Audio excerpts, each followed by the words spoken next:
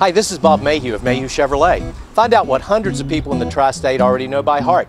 Mayhew Chevy is the area's value leader in sales, parts, and service. And we're on the web at mayhewcars.com. I'm Dee Dee Rinker here of Perkinsville, West Virginia, and today I'm located down at our construction shop and going to talk to you a little bit about a hobby that my husband and I and my mother-in-law and father-in-law, Buck and Sudie Rinker, all enjoy together, and it's pretty much a family hobby. It's the North American Rail Car Operators Association that we belong to, and what we do, we travel all over riding our rail cars, speeders, maintenance away cars. They have all kinds of names. Before they were replaced by high rail cars on the railroad today for maintenance use, these were the maintenance away cars that were used back in the olden times, I guess you could say.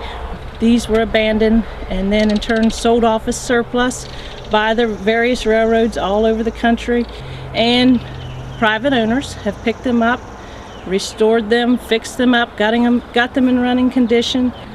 We have several.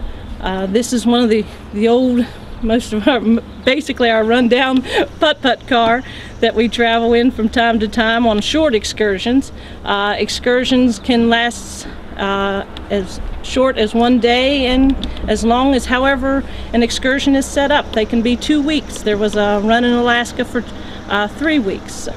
Cars like this putt-putt could run anywhere from $1,500 to $3,000 depending on what all's with it. Owners generally buy them and then fix them up to suit their own needs, whether they want a fan or if they want cushionier seats or if they want 4 seats in a car, depending on who's riding with them, where they're going, if they want an open car or if they want a completely closed cab car.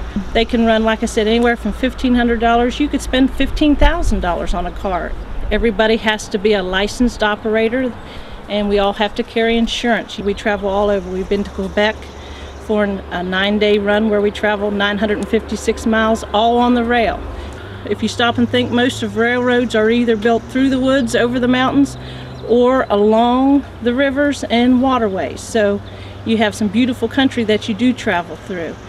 We just returned back from a ride out in Idaho and Washington State where we traveled across the Camas Prairie. One day alone we traveled 21 trestles and 9 tunnels. Just something that we really enjoy doing. The speed will vary from 15 mile an hour to, we've gone 42, 43 mile an hour when we were in Quebec. But again, we were on live rail and we had to be from siding to siding passing freight trains. Average on a ride is about 20, 25 mile an hour.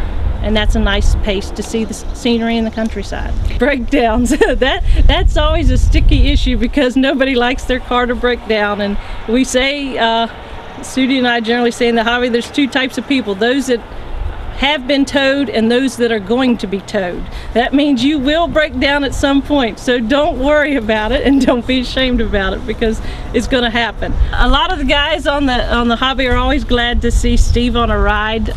Several of the guys have nicknamed him the Motor Car Whisperer because it doesn't matter what happens. He'll find a way to fix it or at least get it going, or we'll tow it to the stop that night and he's worked to 10, 11 o'clock at night instead of going to the motel to fix cars so we don't have to tow cars the next day.